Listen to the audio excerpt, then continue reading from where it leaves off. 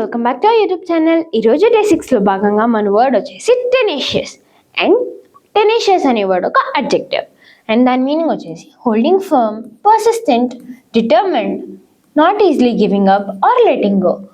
So దాని meaning వచ్చేసి మొండిగా ఉండటం, పట్టుదల ఉండటం, దృఢంగా ఉండటం.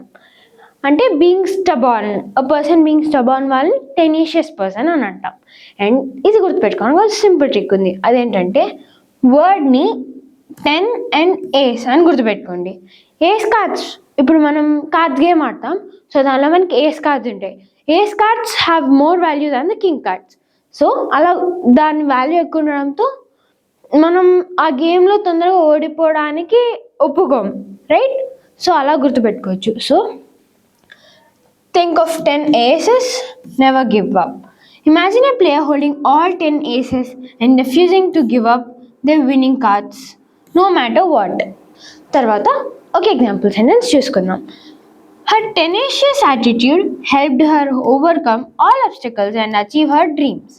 తనకున్న టెనేషియస్ యాటిట్యూడ్ అంటే వదిలిపెట్టని తత్వం ఉండడంతో తను అన్ని అబ్స్టకల్స్ని ఓవర్కమ్ చేసి తను అనుకున్నది తను సాధించింది.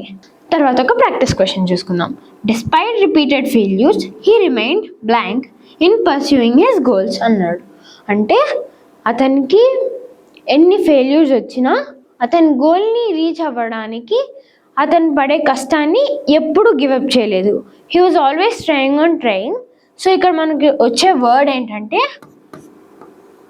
టెనేషియస్. సో అది ఇవాల్టి వీడియో. మీకు కనుక ఈ వీడియో నచ్చినట్టయితే please like, share and subscribe to our YouTube channel.